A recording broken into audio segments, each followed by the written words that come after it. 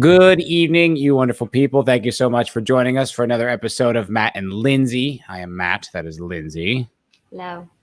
Hello. It's episode 5, as I just mentioned. Today we're talking about 12 Monkeys and 2017's Life. I brought 12 Monkeys. Lindsey brought Life. I think it's going to be a fun. I also wanted to talk there's a little bit of news as well. I wanted to bring up and kind of get your reaction and see how you feel about it. But before we do that, if you would please press that like button like the absolute legend that you are. How do they know if they like it until they watch it? No, just press it either way. No. Subscribe right now and then watch the video. And then if you like it, you can like it. And then okay. Just fine. Don't down like it though. That's huge. That's huge. Yeah. Don't Please. Downvote it. Please upvote it. Like it, subscribe, at your leisure. But we would really appreciate it. Thank you so much and for all the subscribers up to 24. Thank you so much for all 24 of you wonderful people. Well, I guess one of them's you, one of them's me. We don't have to get into that. Thank you for those who have subscribed and liked. Okay, go on. Yeah. Anywho, let's get started. So, some of the news I just found out is that Dune got pushed back. The release. Surprise, surprise. When was it supposed to come out? This month? It was supposed to come out in December. Oh. And now it's coming out October of 2021. So a year. Basically a full year pushed it back. I got time to read that book now. I got time to read the book, watch the movie, watch the series. Listen to the audiobook. Yeah, I'll be an expert by next year. Yeah, we'll do it. Yeah, I was like, what? We'll watch it live. We'll do it live together. That's what we'll do. We'd have that much time. Yeah, by then we'll be doing scholars. But I don't know. What do you think about that? Sounds pretty normal right now for 2020. Like everything getting pushed back, everything getting canceled. Let's just cancel our lives because that's kind of like where we're going right now. Just cancel life. We have canceled life. I feel personally. But you think you could angle your camera up just a little bit because the top of your head's cut off? Yeah, it's perfect. I have a really big forehead, so I did on purpose. Like a trick. So that was by design? Well, no, that was on accident today. But I do that in pictures. I'm just. Do you really? You try to cut off the top of your head? No one needs to see my forehead. It's endearing if it's something you embrace. I mean, still gotta get your good angles. Absolutely. Yeah. So I was rehearsing a scene like one time, and the director asked me, he's like, "What's your good side?" I'm like, I don't know. And then he asked the other guy. The guy's like, left side, and he like had an answer. He's like, "Yeah, I have an answer." I was like, "Oh, I never really thought about it." I would say my right side. Your right side? No, I've never maybe my left side. What do you think? I'll ask your opinion. I'll do both profiles. You can tell me. Straight profile. Wait, let me see the right again. No, wait, left for sure. Left's your good side. This is the better side? It is. I like you say for sure. Is it for distinct? Sure. Oh shit. Every photo I'm gonna be like profiles are kind of a weird picture anyway. So it is. It's brutal. Yeah, I'm not a fan of it. I don't like when I laugh and I see it from the side because my nose like goes up and I'm like, oh. Yeah, I have gotten the comment that I look like, this only works if you've seen those claymation characters like Wallace and Gromit, but I've been told I look like a claymation character from the side when I smile. That's not a compliment. No, it's not. That's what I'm saying about the forehead. It's all good though. Yeah, that's not a nice thing to say. Oh. It was my sister. What can you say? Your sister. Yeah, well, siblings say some brutal things about you. They can. Because they know you pretty well, so they know you inside and out. Yeah. Yeah. Like, you deserve this today. So what was the other news, though? So Dune is being pushed back, whatever. Dune is being pushed back, and this is from last week, but Lord of the Rings, I guess they resumed filming in New Zealand. This is all rumor from the onering.net, not the resuming of the filming, but apparently they're reshooting the pilot, or they're doing reshoots on the pilot, that's not abnormal. but maybe apparently allegedly, there's a rumor that Bad Robot might be involved. And Bad Robot is the company that, destroyed Star Wars and destroyed Star Trek. Yeah, what else have they done? I forget. Their little intro is super, like, I can think of it right away, but I can't think of the movies that they've done, really. It's all the J.J. Abrams stuff, it's yeah. I see. So there's a rumor that maybe he's involved, and that is a very bad thing. That is unfortunate. Yeah. What do you make of this news? What do you make of these new developments? I don't know, honestly. Like, I haven't been following it that much. Uh-huh.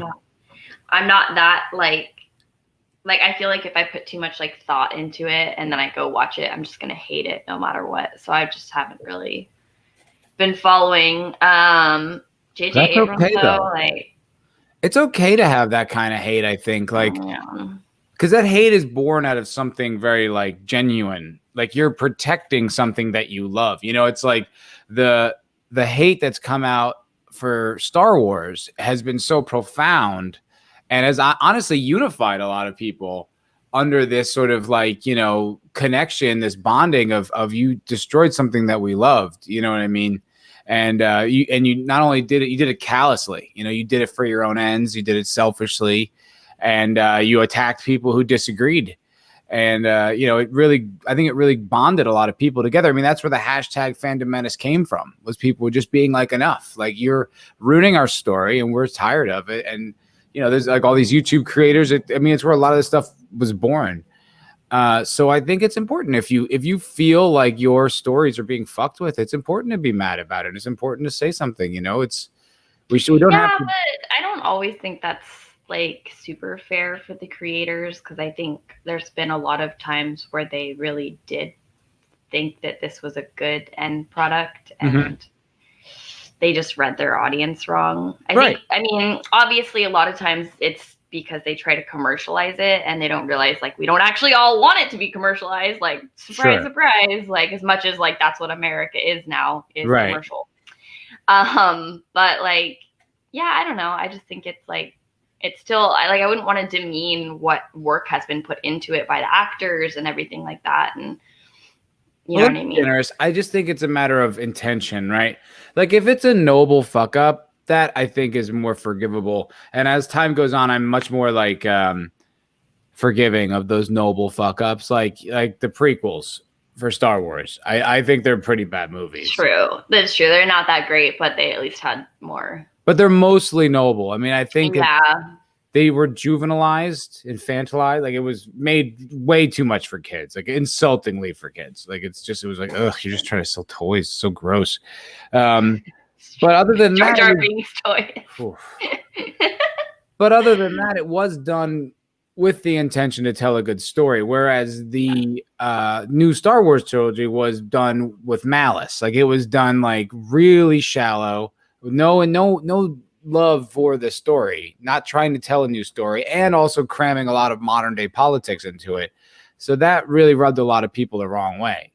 So I guess it's kind of, I mean, I think it's fair to be, not a cocksucker about it, but it's like, if it's deserved, then, it is what it is. I guess it kind of just depends on what this ends up being. And if Bad Robot's involved with the new Amazon series, I don't know, my estimation, that makes me anxious. Yeah, definitely not great. Yeah, but I appreciate your kindness, or your like, compassion. I think that's a nice quality. Oh yeah, I mean, also, I don't know. It's just like, it's too much work to be angry about a movie. Like, yeah, I don't know. I mean, I can understand that as well, but it's also like, these things are more than just movies. Like, there's a reason why you watch it every year. You know what I mean? There's a reason why you love it that much, and you can talk about it, and the music will give you chills. Yeah. I'm not even a huge Avengers fan, but hearing the Avengers theme gives me chills. It's just such a, like, you're transported back. Like, I was talking to Jared about this. The stories are more than just, a few hours of mindless entertainment. Stories are life. Like, There's a reason why we have like oral traditions and we carry things down for generations. And, there's not just messages, but values and morals and ethics and stuff that you get out of stories. They reflect culture. They reflect yourself. They are very important. Now, I understand you can get a little sanctimonious about it, but I think that they're more than just a movie. Like, I think it's not just a movie, but at the same time, like, I don't know. I just think of like the expanse of like stories and movies and books. Yeah, the expanse. You thought I was going to say that. Yeah. I just meant the multitude of movies that we have. So many have been redone. Like, I mean, I honestly feel like that's all Hollywood can do these days. Is just redo movies. Yeah. But I don't know. It just, to me, there's just so much.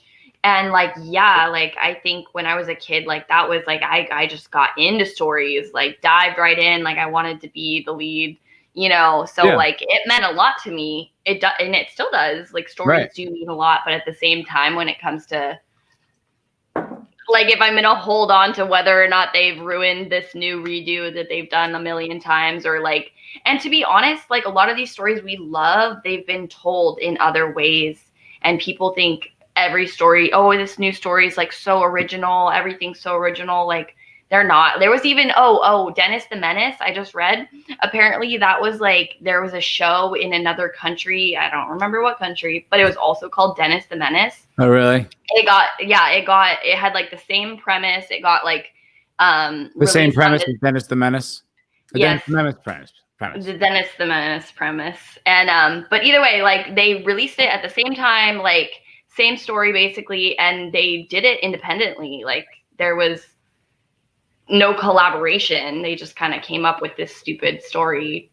Oh yeah. In two different countries, you know what I mean? So I find that interesting, and I just find the idea of stories and storytelling interesting. And like, I don't know, I guess what I'm saying is, for your own like spiritual zen, like don't like bring stories too much into like your psyche, into your like emotions, to where you're going to get upset about. I mean, and we all do though. We don't have that choice. I can't choose to not be upset by that.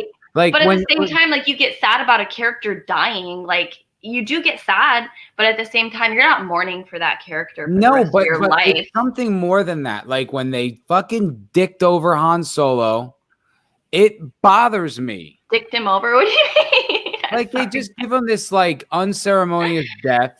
Oh yeah, okay. And he's a bad dad.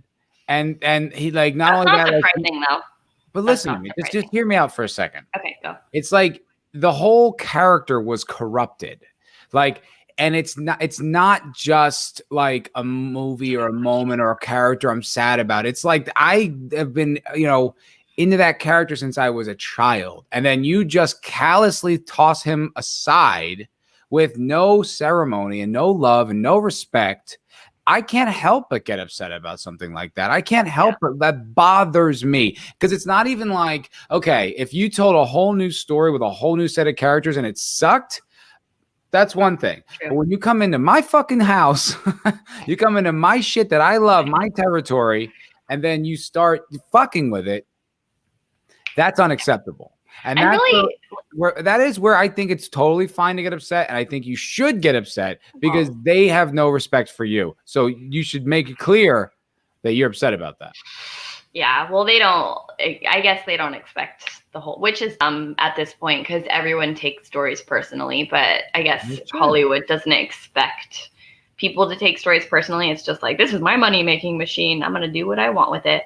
But I mean, really, honestly, I think they shouldn't have touched that story at all. Like, I don't see why we need to have this.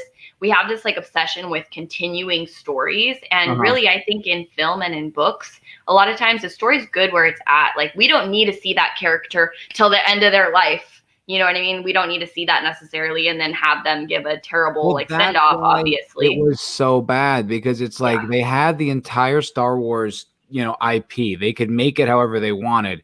And they knew that the most captivating and financially, a lucrative way to get people in the audience was to bring back Luke, Leia, and Han.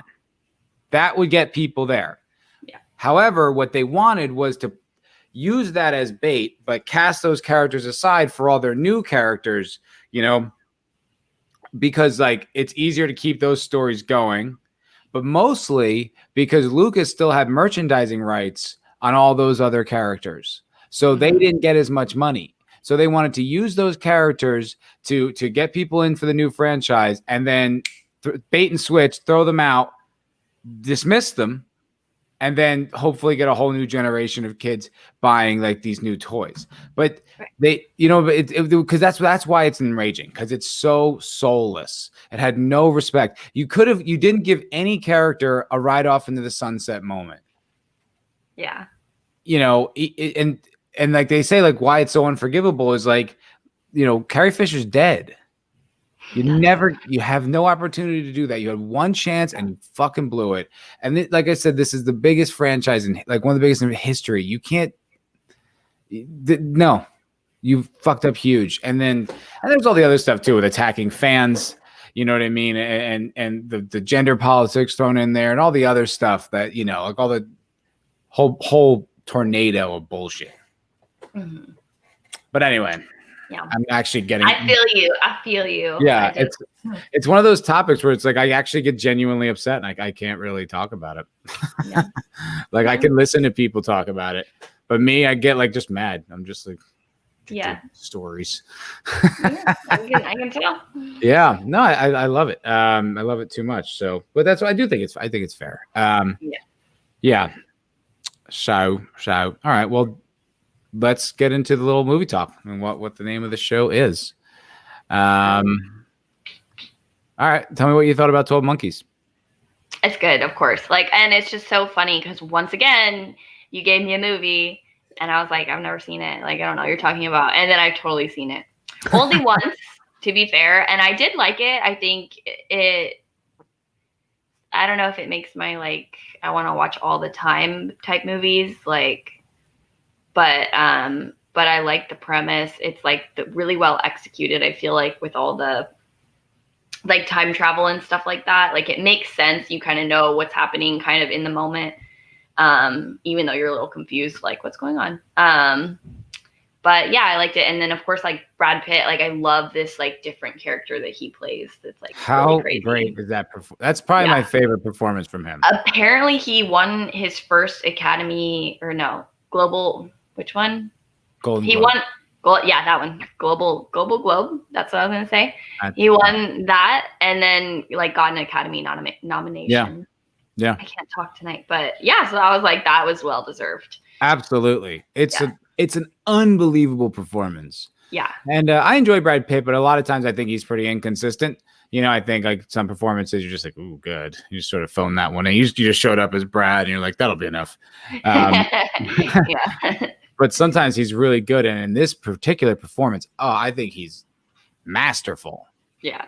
Just all those little things he's doing, you know, Summer Weiss, you know, like just those little like ticks and stuff like that. Monkey. Like just all that. I love that stuff. Yeah. It's so great. Good. Oh, one thing I love too. Oh boy. Yeah, the whole thing. But one thing that like little tidbit that I read that I thought was super funny was that the director, what's his name? Gilliam. There you go. I was like, I knew it was Terry something.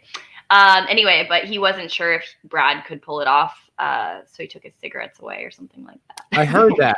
I was like, that would do it. Like, yeah, when I was smoking, you take my cigarettes away, I'd be like on edge like that for sure. I heard that too, but then at the same time, like, there's footage of him doing all this research with like neurological doctors and stuff like that. Oh no, I'm sure he did more than just have his cigarettes taken away. I wonder if that was just more of a joke. Yeah, no, and I'm sure it was just something additive, like whatever. Yeah. Yeah. But then also apparently he had like a whole list for like Bruce Willis, like Willis things you can't do. Like, I don't know. Yeah. Like I no that too. Steel gaze or something. I don't know. Yeah. Super funny. That's, you know what? Like, it's weird. Actors do have those little mannerisms. And Brad Pitt has this one that I noticed. He points like this. He'll do that. He'll do like a little point. No. And he'll like, in intense moments, I don't know why, but I've seen him do it in like 3 movies. Weird. Maybe because he wants the camera on his face still. Oh my God. I hope not. You never know. Or But maybe someone taught him that like a long time ago, like do that, and then that's better. You never know. It could be anything. I don't know where that stuff comes from, but I know that in Pulp Fiction, Tarantino's got a scene, where he points like this. He points with like his the fucking Jimmy Me Jules, right? Like that. I know that at certain stores and stuff, they will only let people point with 2 fingers because pointing with 1 finger is too like intense. Yeah. Like aggressive. Yeah. So I don't know. Yeah, I guess. And presidents never point. Like when like presidents that aren't the current president, presidents that are like refined, trained presidents, they always gesture like this. They never point. They always, because it's more of like, it looks very like stern. Stupid. It looks stupid too. You're just, like, but this is more like your finger. That's like a joke from like Parks and Rec where Leslie Knope, like she's like super intense, like wants to be the president one day, like woman, and she's always like, da, da, and they have this float of her where there had this like mechanical like thing, and she's basically like da da da da da da, and she's like, I do not talk like that. You need to take that down. Anyways, that's funny. Yeah. So the finger thing though. Yeah, it's an interesting thing. Yeah, Brad Pitt was pretty new at that time. That was 95. I think he'd only been like someone was really invested in his career because he was a movie star real fast. Like, yeah, apparently like a bunch of other movies came out before this one even did, like Interview with the Vampire, a few other ones that he was in. Yeah, there you go. And so that kind of like before, like I guess, no, what was it? It was during filming.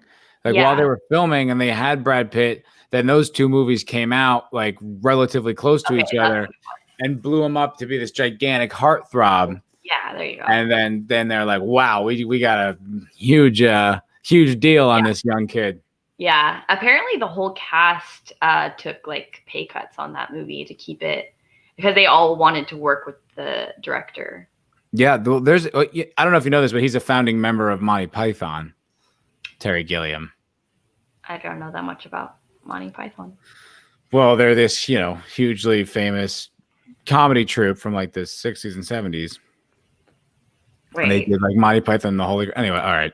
I know about Monty Python. Talking to these kids, these children, they don't know. They don't know nothing, these young peoples. I saw Monty Python and the Holy Grail and I just didn't like it. So I didn't look into anything. All right, we got to wrap it up here, folks. That's it for me. And like, we are no longer friends. That's our last episode, guys. Because because of that being part of Monty Python, he was a very revered director, and then he did Brazil and The Fisher King, which were 2 very well reviewed movies. But they're like atypical Hollywood films. They're not really like but they were good films, and they were like auteur type films. There was like a singular vision from a director, so that really gravitated people to wanting to work with him. But then I guess like Brazil was a box office flop because it's a weird movie. I don't know if you've ever seen it, but it's weird. And he kind of went a little rogue, a little outside the system, like started, talking shit on Universal, who like released the film, and like he took out like a full page ad in Variety that was kind of like a big middle finger to the studio. It was, and then so now they're like, what he really wanted was Final Cut, which was which is the rights to have the final picture is yours. No one else the studio can't come in and fuck with it. And so they're like, that's fine, but this is your budget. It's not what you want. It's lower. And if we're not taking the financial hit, like somehow your producers are taking the hit, so on and so forth. So it was like this really tough schedule that they had to work under, and they were really limited budgetarily. And that's actually why the movie kind of looks like decaying and trashy, because that was partially by design, but also they would just they would task the production designer with like, okay, use this piece of whatever that you found in the garbage. And integrate it into this set, into this shot. Like this is what you have to work with. Yeah. And given all that, knowing all that, that's a hell of an achievement. Yeah, I think they did a pretty good job with not very much. Yeah. I was watching, there's a documentary that came out with it. He hired a documentary crew to catalog what happened on the film, just in case, like, the studios tried to fuck him again. He's going to be like, this time there's going to be evidence. This time there's going to be a long video proving my pleading my case. And it was on the special feature of the DVD. It's called The Hamster Effect and Other Tales from 12 Monkeys. Yeah. Yeah. So I was watching I'd seen it before, but I was watching that today. And all that interesting shit came out of that. Like interesting stuff came out from that documentary. I guess like that big ball, that big interviewing ball that came down, Yeah. broke like a bunch of times. Really? Yeah, apparently that was a huge pain in the ass to use. Yeah. Yeah. Yeah. What do you think watching it with like all the pandemic stuff that's going on? Like, did that freak you out at all? Not really. I mean, when the pandemic like hit, they were all people in general were all very interested in trying to see, like, I don't know, all the connections to it. So it was like, some psychic in like 8 years ago predicted the pandemic. Some scientist also predicted the pandemic. We've had the pandemic just like that. Like, I don't know. There was too much of that. So I was just kind of like, I don't know. I'm not that scared about it. Like, we've had pandemics before, like in our lifetime, and not in our life. Actually, yes, in our lifetime. What am I talking about? We have had pandemics before, but yeah, but not I don't know. Just to me, it's like, it's not like we got through the old ones before we even had vaccines. Like, we're all still here for the most part. I meant humanity, not every single human. Obviously, humans have died, but I just meant humanity in general. I was gonna say, yeah, there's a few million people that it's still here, Yeah, I agree. I agree. The reason I asked was because I was talking to this girl right when the pandemic hit, like right when the shutdown was new. Yeah. And she's an actress, and she was just asking me for movie recommendations. She's like, "Oh, you really know your shit, can you recommend movies?" I was like, "Yeah, sure, no problem." And I gave her like a list of films in no particular order, just movies that just popped into my head. And 12 Monkeys was on that list, and I was like, "Oh yeah, it's a great movie, great cast." No, she didn't know about it. So her and her family sat down to watch it, and they were like, no, we can't watch it. So yeah, so funny because it starts off with like 5 billion people die from a virus, and you're just like, oh god. Yeah. I guess now that we see, it's just kind of like a bad cold for most people. That's what I'm saying. You should wear a mask. You should totally wear a mask. That's what I'm saying. Please don't cancel me. Don't cancel us. Please don't cancel us. We haven't even gotten started yet. We've barely made our mark on this earth. We're on our way up. I don't want to wear a mask anymore, though, so.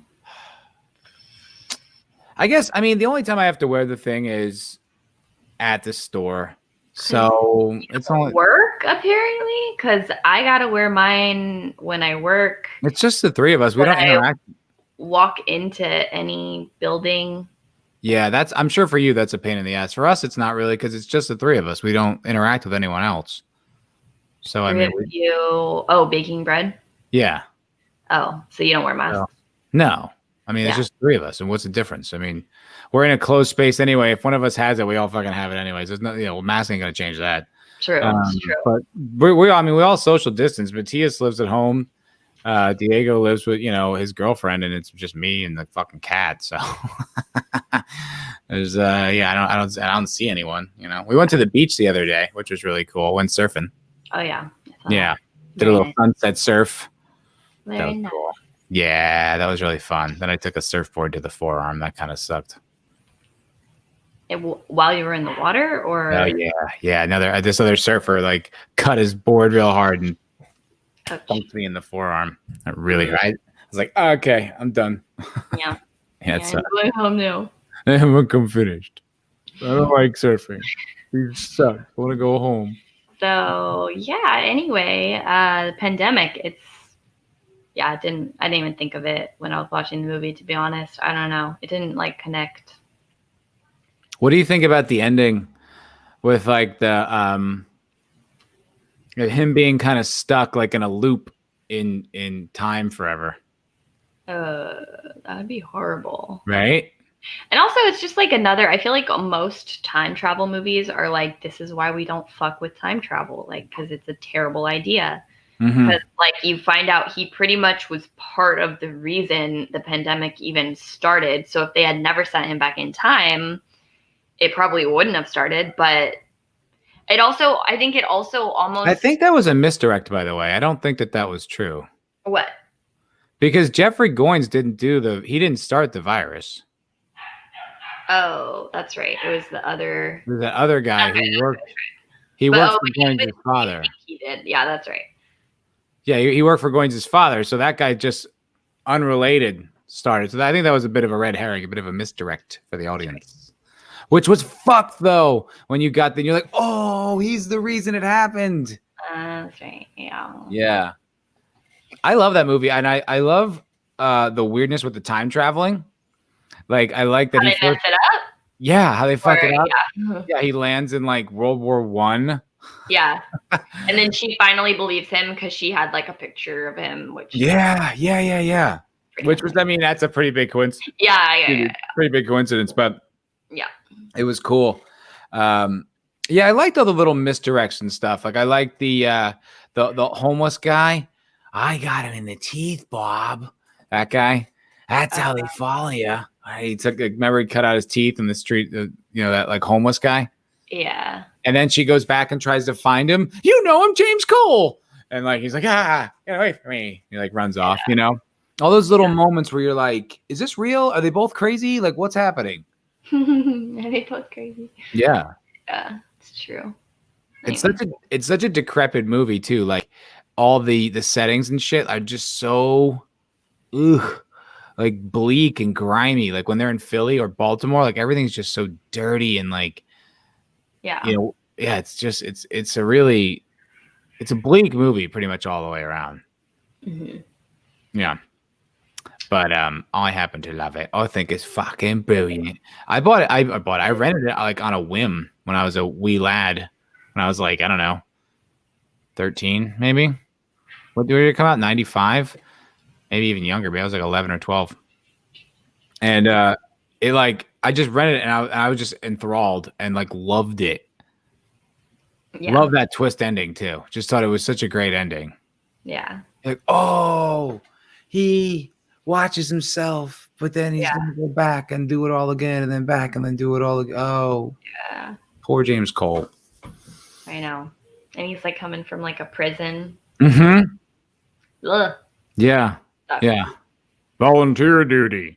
I didn't volunteer. Are you causing trouble again? No. Yeah. Volunteer. I love that. Yeah, I love that. I didn't volunteer. I'm a good observer. Yeah, I didn't even watch it. It's like one of those movies just tattooed in my brain. Yeah. It's funny. A good one. It's a good one. Who was that? I heard a wee voice. Probably my niece. Your niece? How old is your niece? 3. 3. That's yeah. pretty cute. Yeah, it's just funny because nope. Her mom puts her to bed every night with a baba and a movie. And occasionally oh wow. We'll have to have her on the show. No, just her little like if you want to watch like Paw Patrol maybe, but like I mean, look, if she can give me some interesting insight, I'm down. I don't know about that. About that. She's all right, maybe not. She's pretty cute, but I don't think we'd want to watch the movies she watches. I want to watch Barbie. Show me Barbie. That's a good point. I hadn't considered that. That's a good point. Yeah. Okay. At least her movies are like really short though. They're like 20 minutes. All right. And be like quick. They're like art films. They're like art films. Yeah. Sure. Yeah. Sure. Speaking of which, this film actually, 12 Monkeys, was inspired by a like French short film that was all just still images. Weird. Yeah, and it was about the same kind of thing. Like film, then is it? It's more like a PowerPoint. Well, technically, all film is just still images. Just a lot of them moving closely together, so it gives the illusion of movement. It's not really moving. Yeah, but like, come on, it's still different than like a picture. No, it isn't.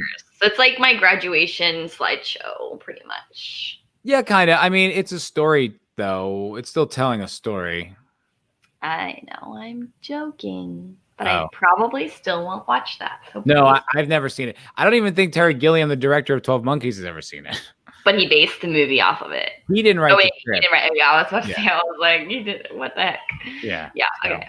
That's funny. But though. no, I thought that was interesting. It's an interesting concept, you know, but it's like you're saying, like, you know, nothing's new. Like everything's been done. Yeah, pretty much. There's no such thing as a fresh idea, really. Yeah. There are some that catch you a little bit off guard. You're like, oh, interesting. But for the most part, fresh. like, I mean, it's your spin is what makes it feel new. Yeah. You know? That's why there are still so many reality TV stars doing the same shit. You're like, oh, it's you though. So it's like it's an interesting medium with which to express that concept, I suppose. I mean, I was just making fun of the fact that we have so many social or reality TV shows in general. Never. And they just keep getting popular. Like, it's weird. That stuff never crosses my path. I never see it. I don't know about it, and I'm totally cool with that. My sister, that's like all she watches. So it's like Love Island and 90 Day Fiance and like all this random stuff. What's weird is all that's bullshit. Like none of it's real. Did you ever see that show? Did you ever see that show called Unreal? That sounds familiar, but what was it about? I don't think so. It's an awesome show about it's about this woman who's a producer on, like, you know, it would be like The Bachelor, but it's like some other, I forgot what it's called, but it's supposed to be The Bachelor. And just how manipulative and like cold and inhuman those shows are, and how they how they guide the whole outcome and all the behind the scenes stuff. And it's that's what I've heard so much. And they'll get like people drunk and like not feed them so that they're super like that. And then definitely like with The Bachelor, I've heard like, oh, well, the producers were pushing this couple to be together. Yeah. And so like that's why all the crazy like breakups happen. And it's like because they weren't actually wanting to be with that person. It just kind of like got pushed that way. And actually, like I read somewhere that one of the editors of The Bachelor won a story writing or storytelling award or something like that. Yeah, because basically the way she cut it made the story. Right. Oh yeah, like it's a really good show. You should check it out. Like what? The Bachelor? No, Unreal. Okay. I was like, what? No, not The Bachelor. No, it's a great show. It's one of those shows that's, I don't know why it's not bigger, like especially when it came out, which was like a few years ago now, but it was like that's when everyone, there still are, but that's when they were like obsessed with women drawn, you know, led content. Like it's got, you know, gotta be girls. And this was one of those shows that's like a show. The showrunner's a woman. Most of the lead cast are all women. It's a badass show. And I just don't know why it wasn't one of those that was bigger. I fucking love the shit out of it. I thought it was so good. To me, it was like, this should be like required viewing for like Americans, because it's like, this is the soulless garbage that, you know, you consume. You're watching 40 hours a week. Yeah. Like, this and is that what it is where it gets kind of crazy too, because people actually get invested in these real people's lives, but with a different story. So they're like, all consumed with these like crazy stories that they're being told, or even just on social media, which is still fake. Like people still put out fake shit on their own social media, and people are super invested in these like lives. And I'm like, really true. It's basically like being invested in like an actor, like in a show, and they're like, that's not me. Like, I don't know, but they have to keep pretending that it's them. It's crazy. Although I will say, as much as I want to sit here and just judge everyone, I haven't in a while, but when I have like watched some of those reality shows, you do get hooked. I think, it's like our penchant for drama. Yeah. But that's why you just don't start watching. Like, right. It's like heroin. It's like, obviously it's awesome, but you don't. Then you're gonna be like, bad. Why did she do that? She should have done that. Like, oh, why is he like that? You just like sit there, and that's all you do the whole time. You just sit there like, blah, blah, blah, blah. Like, I don't like that. They should have done this. They should be kissing, and they should not be kissing. That's watching reality TV in a nutshell. The best reality show I ever saw was like when reality was huge. And I was like, I think I was 18. So that was like 10 years ago. It was your face. It was like 9 years ago for me. Yeah, not for me. Yeah. It was called the Joe Schmo Show. You mentioned that another time, I feel like. Have I really? I think so. What is it about again? So the only person on the show who is not like an actor is this one guy, Joe Schmo. And so the entire show around him is all actors and it's all scripted and all that, but he doesn't know that. So the show is basically happening to him. He thinks and is that like a real thing? Yeah. No, it's totally real. It's 100% real. He thinks he's on a reality show, but he's not. Like he is, but everyone else is an actor. It's all cast. Okay. What's the story that they came up with for the show that he's a part of? It's just one of those. It's like Big Brother, where like you're all in it together, and then there's a whoever's standing last gets $1 million kind of thing. Oh. But it's funny, like he turned out to be the most perfect person for that role. Like he was incredibly sweet. Yeah. Like authentically a really kind-hearted guy. Like a goof, total goof. Like he's perfect. Like he's such a Joe Schmo. He's like a pizza delivery guy. And the whole show's about him, but like the drama comes in like when they almost fuck up and they almost and they're like, oh, and they have to like catch it on the fly and like make up stuff. And he never got wise to it either. Like the reveal at the end, the whole time, the reveal at the end. Let me see if I can, because it's the best. It is so great. The reveal at the end is the best. Oh my god. Yeah, here we go. It's so great. All right, hold on. So this is the moment like when he's starting to like, this is when it's all coming out. Like they do this really dramatic reveal where they do like, oh, someone in this crowd, someone on the team is not who they say they are. And then the guy says, yeah, I'm an actor. I'm not this guy. Da, da, da, da, da. And then someone else is. And they slowly peel back each cast member. And he's just standing there looking around trying to figure it all out. And then he's the last one standing. And then, yeah. And so this is like the moment when it's starting to dawn on him. His face already. Oh, he's perfect. He's so perfect. It's great.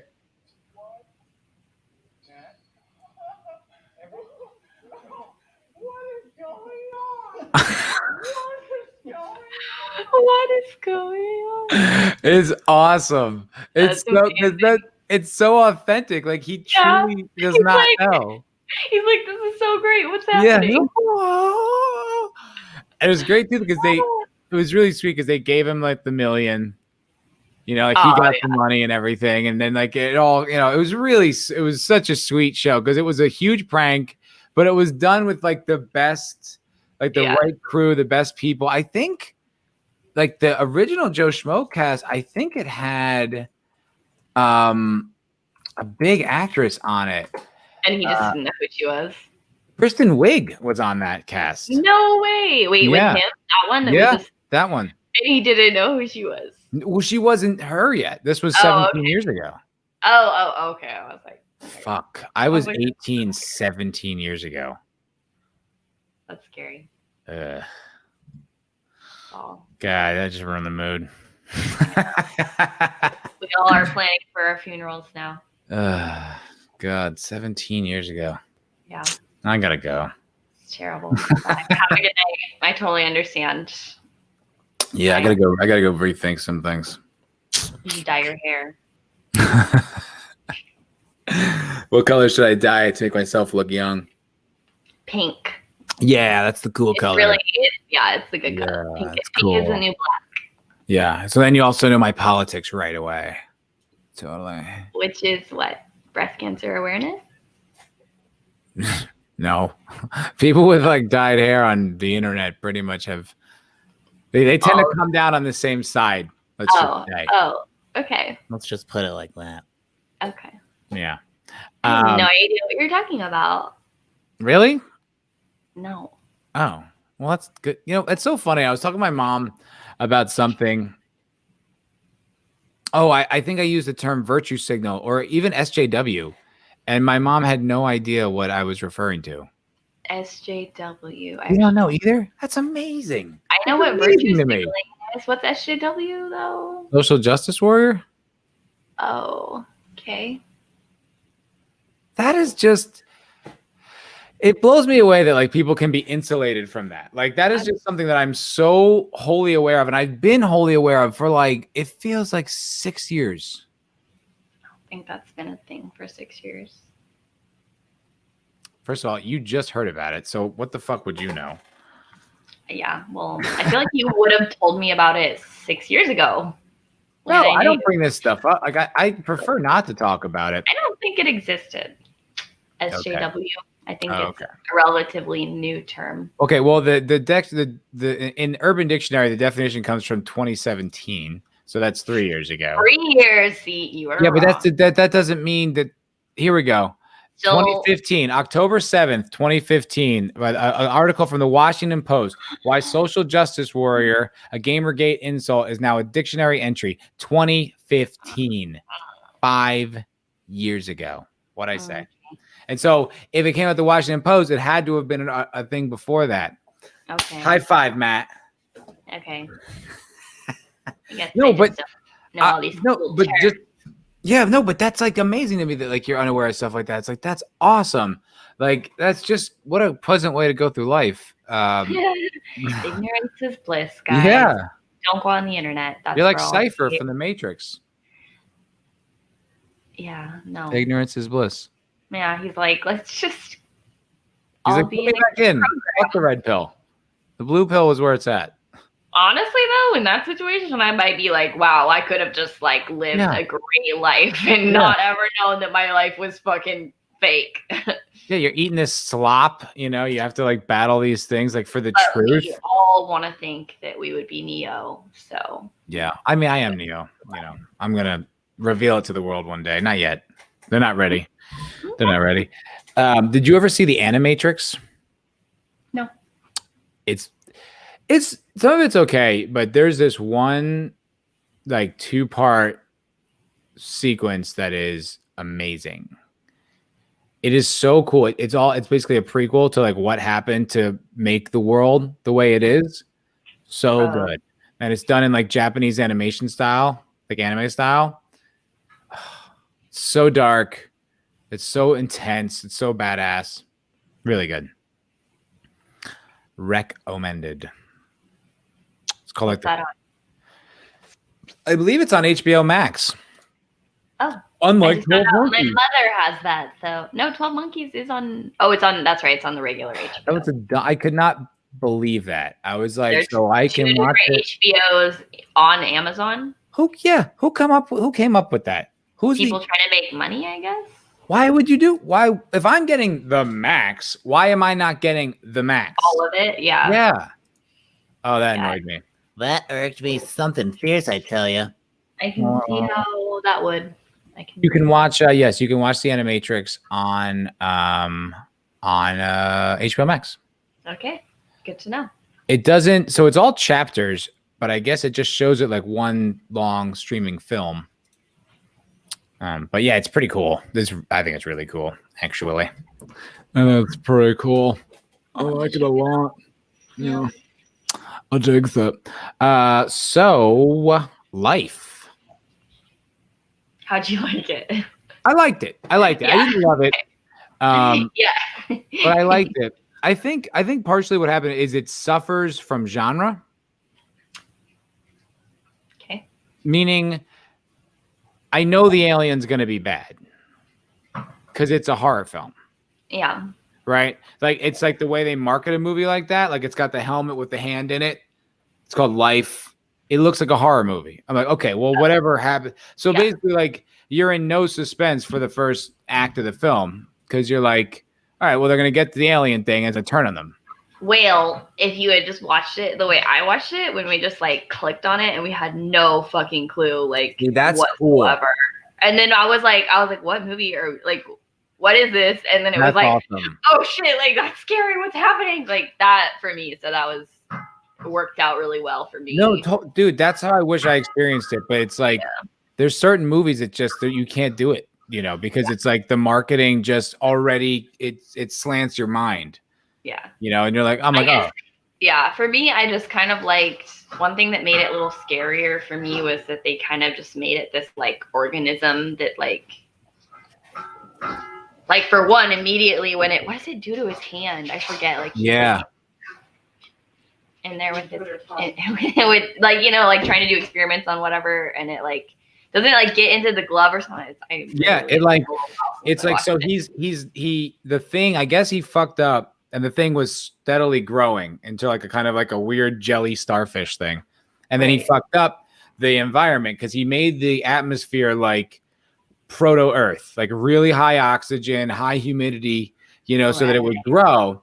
And then he fucked up and he kind of knocked the thing out. And then he put the environment back and then went to shock it alive. And that's when the thing like snapped. Yeah. And like attacked his hand and just started crushing it. Oh, that's right. That fucking that's pretty cool. I was like, oh no, it's gonna and it's like it bends the one finger back and stuff. Yeah, like that was like really, really gnarly. It was so gnarly. And by that time, it was only like that big, but it was like some of that body horror really fucks me up. I don't know if you ever saw Creep Show. Did you ever see Creep Show? No. It's a movie from the like late 70s, 80s. It's like based on Stephen King short stories. It's pretty good. I don't know if it holds up, but it's pretty gnarly. But there's this one scene where they're on this lake and there's this like floating like tar monster that they didn't know about. All these like jocks and like this one nerd like swim out to this dock and they just float on there and they hang out there. And then like this tar monster just starts eating them one by one. And the guy he like falls asleep and the thing like eats his face like, and then pulls him down, but pulls his leg like straight up and then down. And that always it was like always fucked with me. That was like one of those things. There's like snapped tendons and just that always gets me. But those types of horror movies I can enjoy. Like stuff that doesn't stick with me. I don't mind. Like this I didn't feel like I was going to come around the corner and that alien monster was going to be there. Yeah. But at the same time, for me personally, it made it like a teensy bit more scary that it was a little bit more of like a blobby thing. Mm-hmm. And because sometimes they like show you the monster and they obviously showed you it, but it still was kind of just like an unknown, like what's it doing kind of thing. And when they show you the monster sometimes, and it's usually like not that great of a monster, you kind of like are like, oh, okay. Yeah. I mean, it was a pretty cool conceived monster. I think the monster looked good. I think some of the special effects suffered, but I was hearing that I guess that they had to rush post-production. Go to bed. Oh. What? What? No, nothing. Okay. The dog. I had the dog in my room, and so they're messing with her. I don't know why. So okay. But I guess they had to rush post-production. And so I guess they did some of the effects with ILM, which is like Industrial Light and Magic, which is like the kind of the gold standard of special effects. That's all the Star Wars stuff. But then I guess some of it went to another company, and you can kind of see some of it. I think some of those special effects did not age that well. Like I saw like the outside stuff, of like the ship. Some of it looked pretty wonky.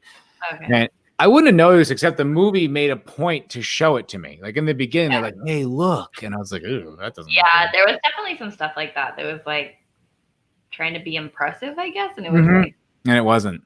Yeah, but the creature looked good, which I think that worked. Like that created the tension. The end was like really to me too, just like put it together for like a whole nother like horror thing. Because like for one, he's just like. His body is just, it's like you're like, oh my god, like that's like ultimate, because that's the same thing as the Expanse, where I'm like, wait, are all those people like conscious, but they're like no longer able to move? So that to me, that's like the scariest possible. That's the scariest possible thing. Being taken over by another life form and like, but still being conscious in your own right. And I imagined, in my mind, that thing was slowly eating him too. Yeah, because it has to live off of him, but at the same time it has to keep him there for a while, so it's just like slowly, and then it's also going to Earth, so you're like, oh my god, like holy shit, it's just gonna like rain terror on Earth.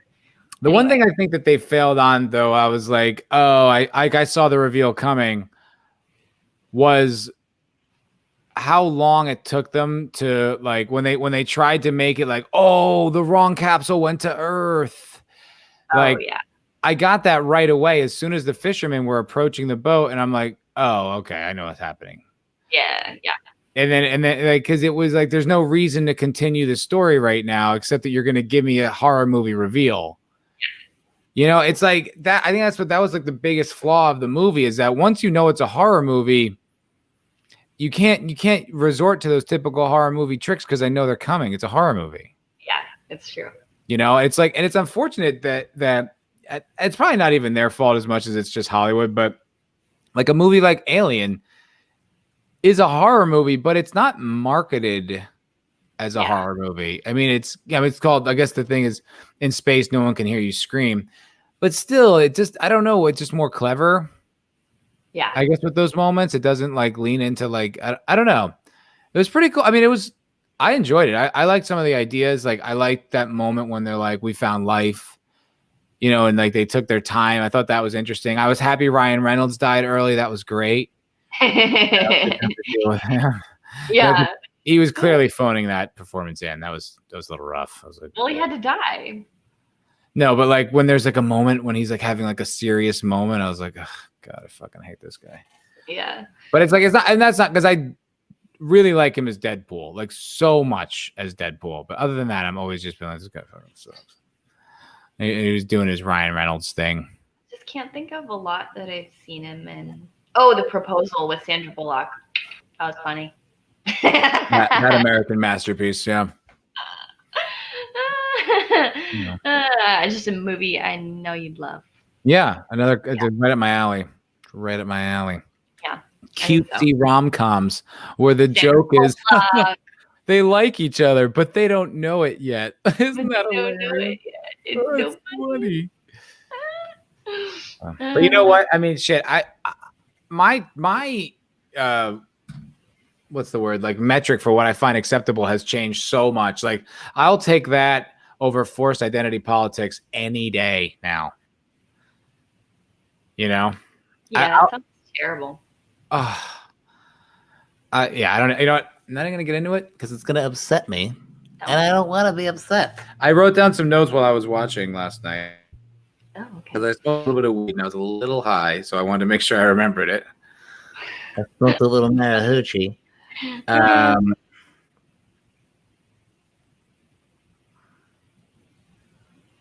Well, I guess I pretty much said it. You're like, never mind. Just kidding. Oh, I mean, yeah, these are some like nitpicky criticism, stuff like that. You know, I just remember thinking like, there was a few things just with the script that I was like, ugh, this doesn't work at all.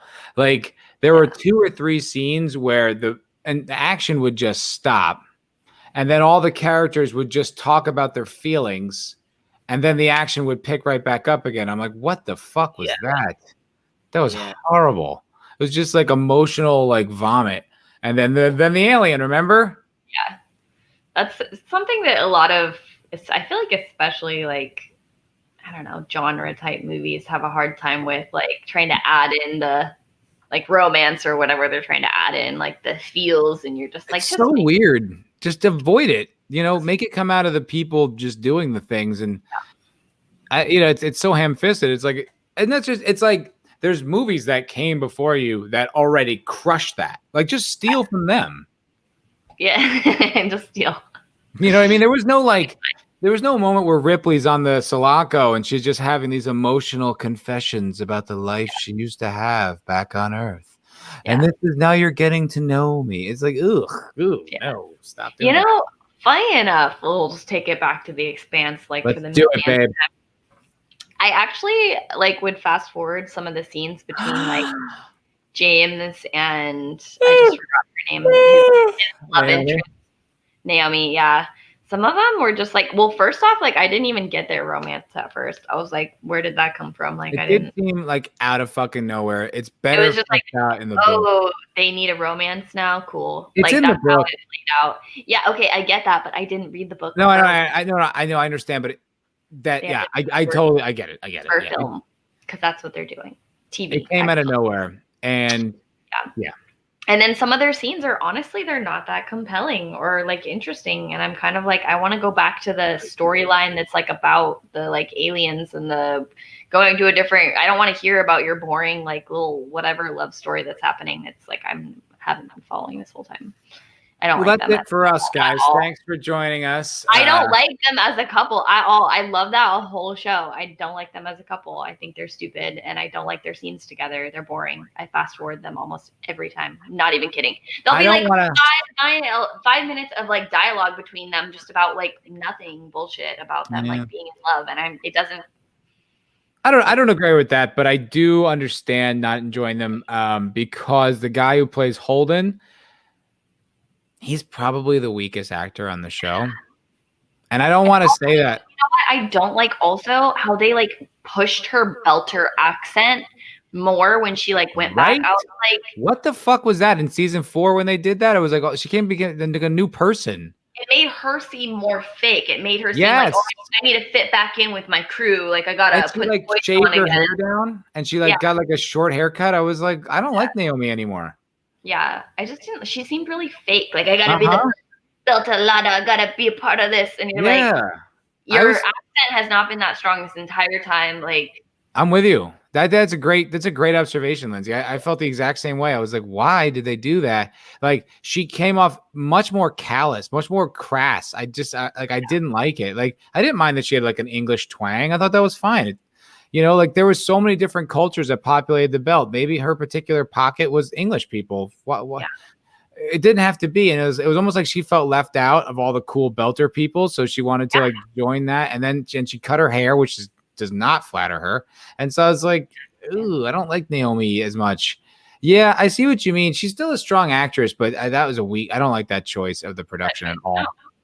No, but I was saying about the guy with Holden, I know why he got the part, because in the first episode and all the times when he's just like the cool commander, he really does do it well. He's very casual. He's very in charge. He's charming. He has like an ease about himself, He's also in phenomenal shape. I mean, that guy looks great with his shirt off. Let's be honest. He's fucking shredded. Glad you can appreciate that too. Him and Amos, man, they both have physiques where I'm like, God damn it, I got to work out more. But Amos is a beast. He's a freak. I love that guy. The women in this movie don't make me feel bad about myself. Is that good or bad? I think maybe you're just really arrogant and self. You just have like a really high. You're like, I fit. No, I'm just kidding. They're really like normal women, and I like that. I'm like, they are normal women. Yeah. You're not like stupid Victoria's Secret model that's trying to act. So. No, they're not. Which is so fucked up. That is something that the TV show of 12 Monkeys did wrong. Oh, I didn't know there was a TV show. Yeah, there is. The actress who plays like Madeline Stowe's character, I'll just show you, is like who is like the psychologist woman. Oh my God, what is that? Do you remember that character's name? What her name is? Kathleen Riley. Isn't the actress's name Madeline? Kathleen Riley, 12 Monkeys show. It's like there's so many things that they did with that show. I was like, are you fucking serious? Like I think I watched about 8 minutes and I was like, no.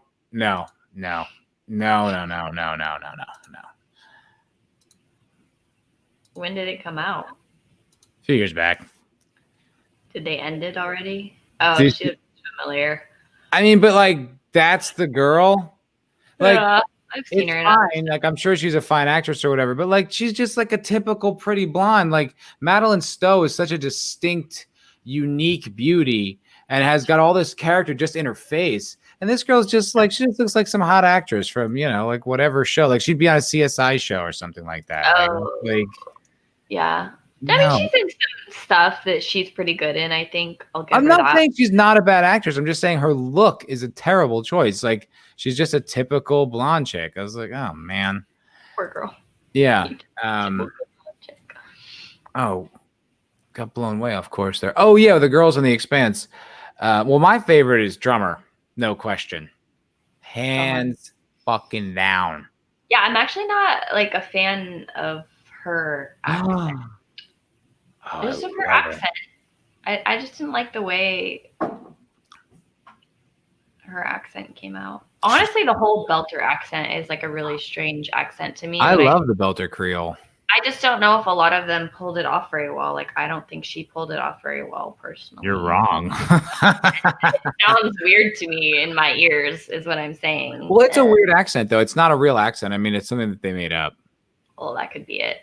Because it's like, it's not supposed to be, it's supposed to be an amalgam of like, 50 cultures. Yeah, but it doesn't sound natural. It's not. I mean, it's not natural to. Actually, okay, the only one who comes off kind of natural is the guy with the fucked up face. Like, he comes off great. And there's a few other people that pull off the accent, but I just thought it was such a weird, like her and Naomi, both of them, I didn't like it when they had the stronger like accent. I agree with Naomi, but I don't agree with the woman who plays Drummer. Well, I think she always had that accent, so it's like definitely more consistent. But she's also like truly a genius actress. Like I can see her. She crushes. Like she works. I can tell she works so hard. Like she knows her character inside out. Like the soul in her. You can watch her character thinking. It's unbelievable. Like she deserves like awards for that performance. It's outstanding. But this show is too off the radar to really get awards, which I think is a good thing. I've talked about that. They change it and make it weird to try and win the awards. Yeah, it'll suck. They'll fuck it up. It doesn't need all that. Yes. There was something else I wrote down about life.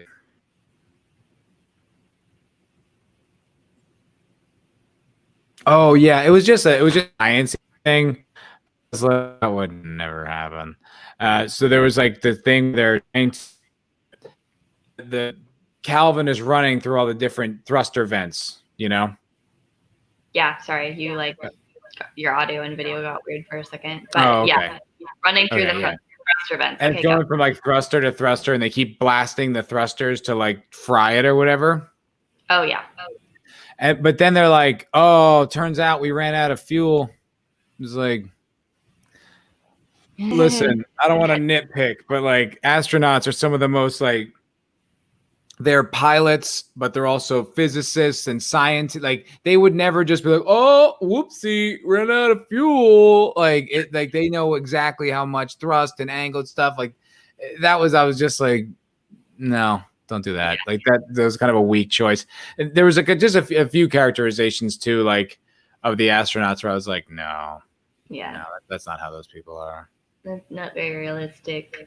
No, and in ways that's just kind of like, ooh. Like, did you know in the movie Apollo 13, which is an awesome movie, most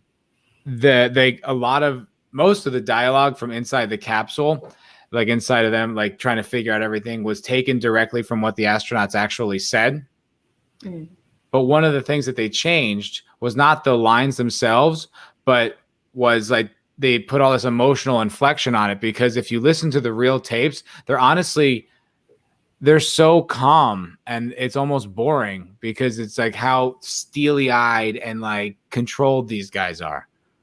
Yeah, they get a lot of training. They're just the most badass people.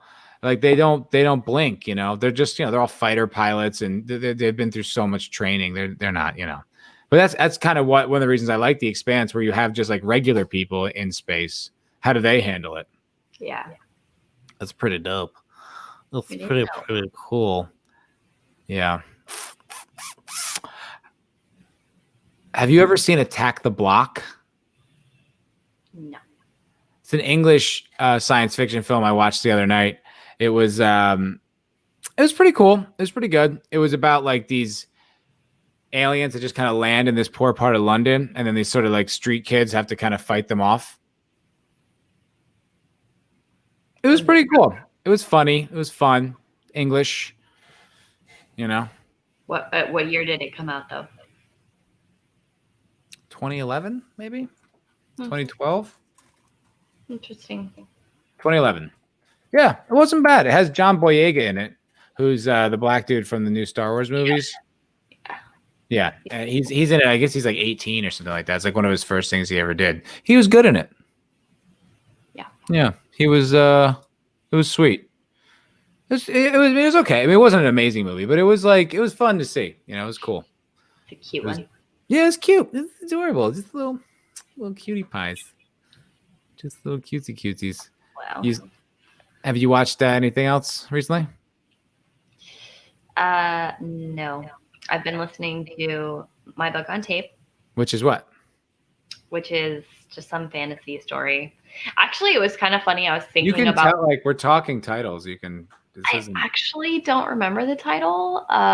It's just kind of like in this same world of these other books that it's like total fantasy. Like it's like stupid. But either way, what I felt like this author did well is she actually has several different like series and like books in this same world. And she has a lot of like connections to like this one that I'm reading is like a sequel to this other series she had.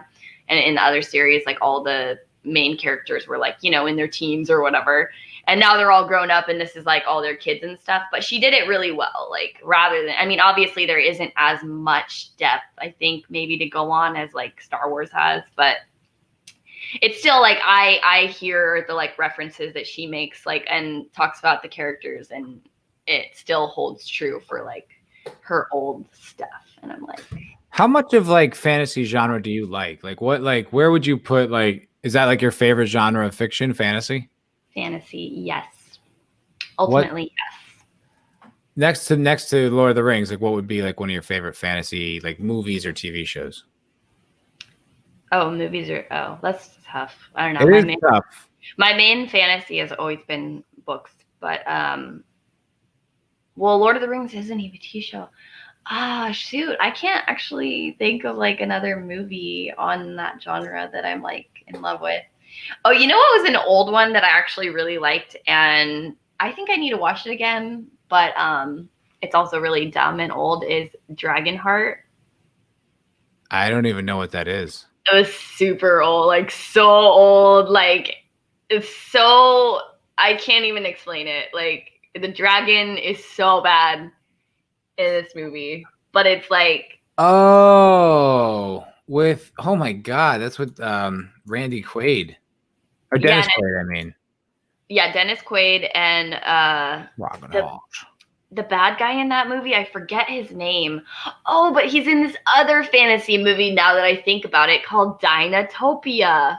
That was another dumb fantasy movie. And it has Dinotopia. Wentworth Miller is in Dinotopia. I remember. He's in Prison Break. See, look at that dragon. It's so bad.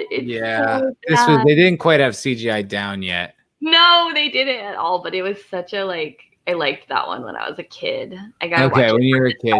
Sake. That's reasonable. We would like go to the library and get movies all the time, and that was like me and my sister got that when we were like really young. Yeah, when you're a kid, I mean, it's different. I mean, but I have to like rewatch things for nostalgia's sake. So, you know what's amazing, which got me fucking bawling. I was hanging out with this girl, and we both watched it, and we were crying like babies at the end. Were you wearing masks? No, this was like, I don't know, a few years ago. It was the Never-Ending Story. Oh yeah! Oh my god, that was like we used to watch that. So Grandma Ginger, not our actual grandma, just like an old friend of the family who babysat us. She like had that movie. So whenever we went to her house, we would watch the Never-Ending Story. And oh my, that's such a sad children's movie. And it is so intense. The horse like dies, and you're the whole and that's thing. Like early on. Yeah. And, like it's Arthax or whatever, the horse. Yeah. And it dies. Atreyu. Yeah. And like the kid is crying and we're all crying. It was so brutal. But then it, like the end that got us, where we were was like, when like, and there was someone else watching this story the whole time, and we're like feeling like they're gonna like I felt like I almost needed to yell out the name. Like I got so wrapped up in the story. It was so intense. Like the best part of the whole thing is that wasn't a flying dog, that was a dragon. It's a lot of things, yeah. That dog is really creepy if you go back and rewatch it. And it's not a dog. Whatever it was fucking dog. weird. It was weird. He's like, yeah, I was watching you sleep. I was like, what now? What? Like it was some dark shit. Like I forgot that Falcor. Falcor creeped me out. That was one of the things where I was like, that is some weird shit that Falcor's saying. What the hell's up with that? The whole movie is so weird and so good. But it holds up. It holds up. It unbelievably well. I could not believe how good that movie looked, how compelling the story was. All those little moments, I was like, motherfucker. Even like the bad, like, because that dog dragon thing, he looks pretty bad, but somehow it just like it works in the whole story. And the snail with the creepy guy. Oh, I love the fast snail. The snail. Oh my god. This whole and the rock monsters. Look. Okay, yeah. All right. This is so weird. Okay, so I just Googled Falcor creepy. And the title of this video is Falcor Likes Children. Oh, no. Come on. Why did everybody have to do this?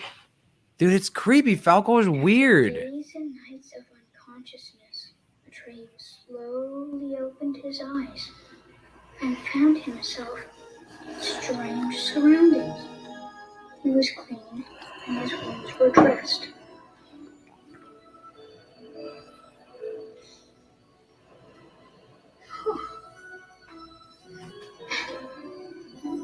Leaving so soon?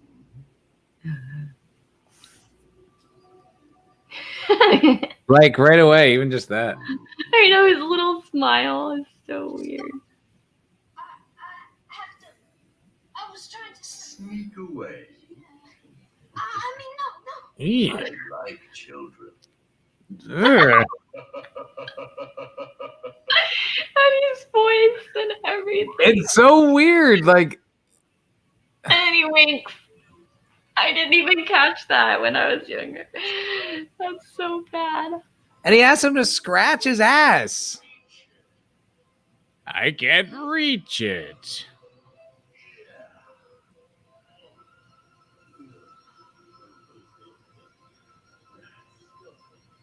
Look at his face. He's like. That's funny because that's not the original editing. Yeah, no, I know. That's really funny. But it's weird, right? Yeah. Falcor was creepy as fuck. I was like, what was going on there? I didn't like that at all. Everything else was awesome, though. Like, besides creepy Falcor, which is so funny because as a kid, I loved Falcor. Yeah. I don't know. But no, but all those great like Jim Henson puppets and stuff like that, and then it was so good, so held up so well. Yeah. When you're talking though, I think you feel about fantasy the way that I feel about sci-fi, which is like it's my favorite thing, but I only like it when it's done really well. Yeah. Like I don't just consume every sci-fi thing because it's like a lot of it's terrible, and I don't want to watch bad sci-fi. Yeah. Yeah, it's like when you're like, I don't know, I can't think of another fantasy movie. Have you ever seen? God, I almost want us to do it next week. It's so good. Have you ever seen the Castlevania show on Netflix? No. Dude, it's really good. I know. I see the skepticism in your face. I was skeptical too. This guy at the gym recommended it to me. Then I was like, pretty bad. What's that? The name is pretty like. Well, it's a video game series. Oh. Like Transylvania, Castlevania. It's about vampires and like monsters and slaying monsters and shit like that. I see. Yeah. It's an old game, but no, I'm telling you, for whatever reason, the writing is amazing. It's amazing. I might I'll have to think about it, but I might ask you to watch like the first season's only like 5 episodes or something. They're only 20 minutes long. Oh, I was gonna be like, you haven't watched a whole season? Damn. No, it's not. But yeah, I mean, not bad. It was like an It's hour. so it's such a good show, and it's such a great foundation. Like, Why I don't are they want to only give it. 20 minutes long though? That's such a strange length for It's that animation. show. It's animation. Oh, I see Yeah. now. Animation's expensive and time consuming. Yes, it is. Do you like Miyazaki? Hayao Miyazaki? Yeah. Yeah. Is there another Miyazaki? It just like sounded weird when you just said it like that. I don't know why. I like always just have heard it, the whole name. Studio Ghibli. Studio Ghibli. Yeah. What do you like? I think I've watched most of them. Favorite? I think, well, it's kind of tough. The first one I watched was like the I'm forgetting the name, but the witch, the Kiki the witch or whatever. And Totoro? No. Totoro. I don't know. I don't know them that well. I only the ones I know really well, but I don't know his whole line of work. That's all on HBO Max too, which I've been meaning to like. Castle? Have you seen that one? Years ago when it was new. Okay, that one's a really good one. What's your favorites then of that? Of Oh, his Mononoke, hands down, Princess Mononoke. Okay, that's funny because I think that's one I haven't seen. Oh, dude, Yeah. it's on HBO Max. It's well. What's the other one then? Is that the only one you've seen, or? No, I also love Nausicaa of the Valley of the Wind. Yeah, it's another one I haven't seen. What about Spirited Away? Have you seen Spirited Away? Yeah, I didn't get it at all. I didn't get it. I was like, what is all this? What is the point? Like, what is the story? Who's the villain? What is her journey? I didn't get it at all. And I was ready to love it. And I was like, I feel like I need like a master's degree in Japanese mythology to even begin to understand this. Yeah. I think I liked Howl's Moving Castle better for that reason. Really? But yeah. But Spirited Away was pretty good. But yeah, I never saw Princess Mononoke or the other one that you're talking about. That's the best one, I think. I mean, obviously, now that I haven't seen them all, I have to, put that caveat on it. But I love it. It's just, it's such a big story.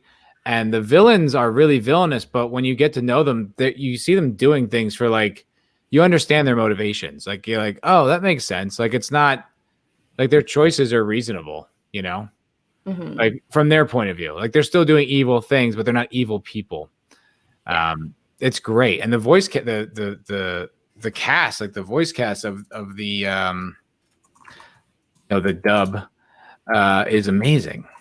Like, it's a huge cast. It's Billy Bob Thornton, Gillian Anderson, she was, of X-Files fame. Oh gosh, where is it? Where is the thing? I just want to see the cast real quickly. Right quick. Billy Crudup, who's a huge actor, Claire Danes, Minnie Driver, Jada Pinkett Smith. Yeah, it's a gigantic cast. And it's great. I mean, it works really well.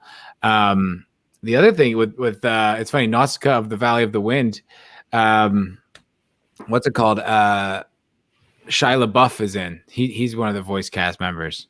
That's funny. Yeah, he's great. He's actually really good too because he was young.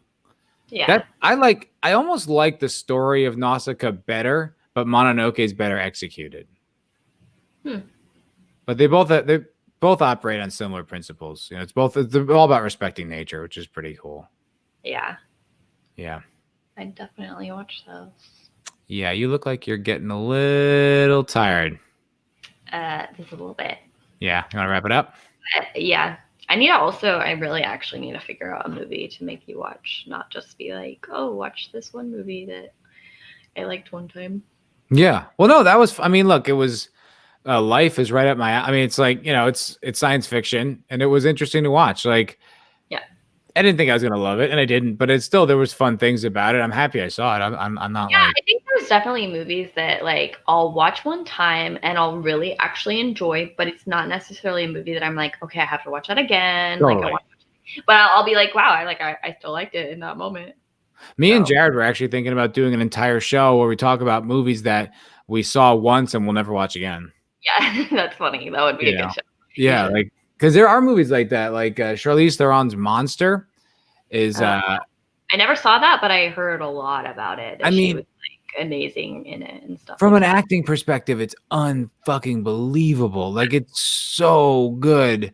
But like, from like just an enjoying life perspective, I could never go back there again. It's about a serial killer. It's it's It's so brutal. A couple like that, like where there was another serial killer one that a really big male actor did. That's like not normally that type, but I forget him so bad. That like, kid anyway. from one of those High School Musical movies. You know that guy. Oh, that one. No, I watched What's that his one. name? Oh, you There's watched another that? I Oh, because did. you like him. You've got a little schoolgirl crush on that guy. Really good in that movie. Yeah, I'm sure. I don't want to. Completely will say that because and they even show it was really cool. They showed some of the clips of like Ted Bundy. And like even specifically this one where he's like making a speech to the press and stuff like that. And Zac Efron, who did the same because they had it on film, he did the same exact everything that Ted Bundy said and really got his whole persona. That's cool. There's a great movie starring Vin Diesel. I know that's not an oxymoron what I just said. That's actually true. There's a great movie called Find Me Guilty with Vin Diesel as the lead, and Sidney Lumet directs it, who's this legendary director who did 12 Angry Men and a bunch of other movies. But much of the story takes place in a courtroom, and much of the script was transcribed directly from those courtroom, transcripts. Yeah. And it's like, and he does it really well. And it's a great performance, honestly. And it's a great movie. Peter Dinklage is in it too. Oh, nice. Plays his lawyer. Yeah. He was a lawyer in Elf too. Hey. We show respect to people here. All right. What? This is Foulball Productions. That he was a lawyer. I'm just kidding. He's an elf. Oh yeah, it was a terrible movie. I hated that movie. I never liked that movie either. Everyone loved it, and I was My like, sister loved it too. I was like, it's just Will Ferrell acting like an asshole. like he always does. Like he always does. Yeah. I don't find that funny. And Zooey Deschanel, they just made her a really flat character. I hate that. They always do that with like the. Yeah, I'm not a fan of hers. I mean, Pixie Dream Girl. She's like the perfect. And she feels like she totally knows that that's who she is. Like, I just don't feel like I feel like if you knew her, she would not be cool. No, I think that's right. Because she has her own show. New Girl, I have watched and I liked it.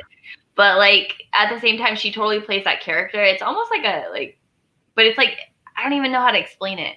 It's just her character. Mm-hmm.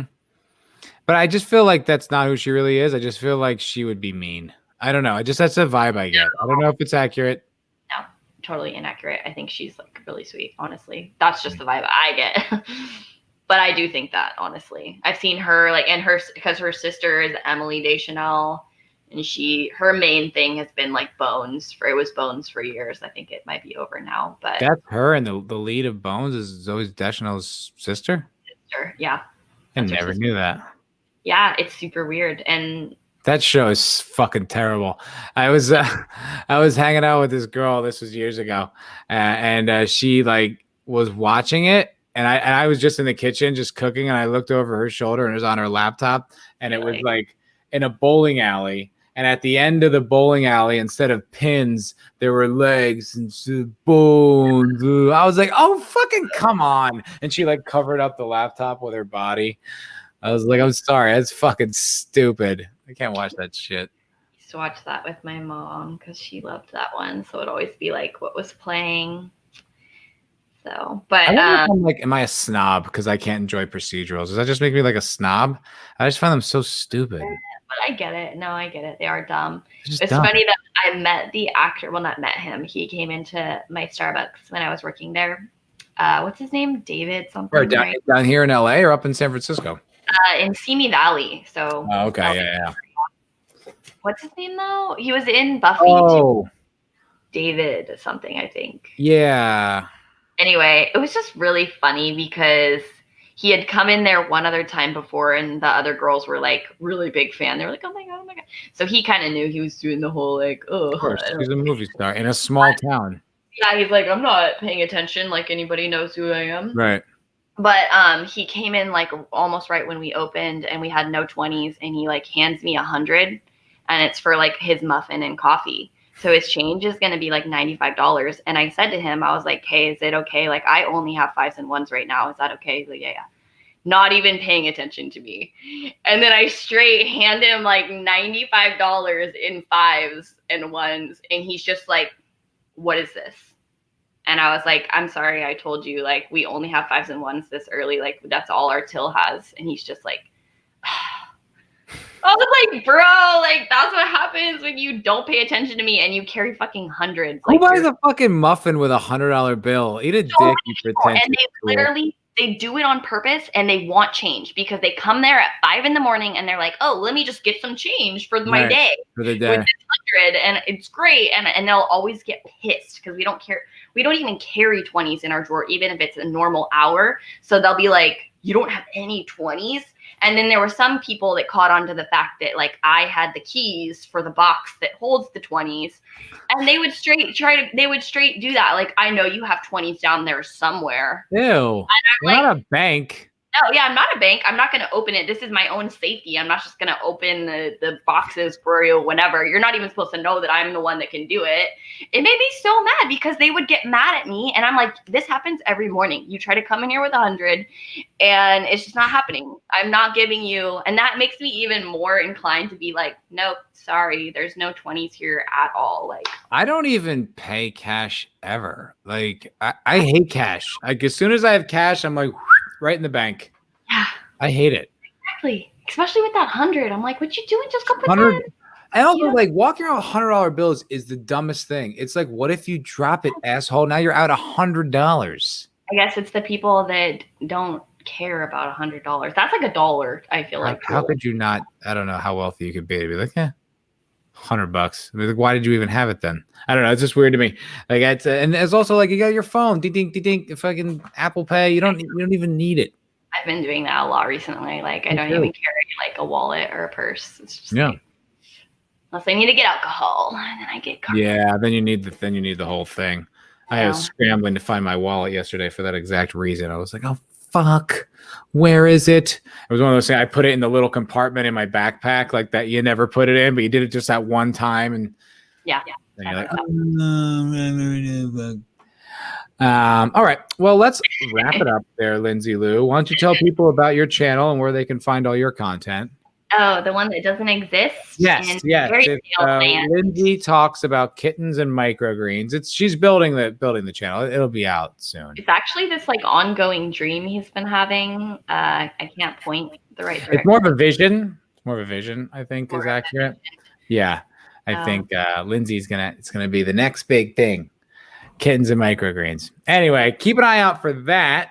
And if you guys enjoyed tonight's show, please press like the legend that you are. Subscribe to the channel. Got new content coming out all the time. Hopefully me and Jared will be doing a show this week. I'm not sure. He's dealing with some family drama. We'll see. But gonna be pumping out lots of stuff. So keep an eye out for it. Subscribe. Thank you so much for watching. You guys have a wonderful night. Bye.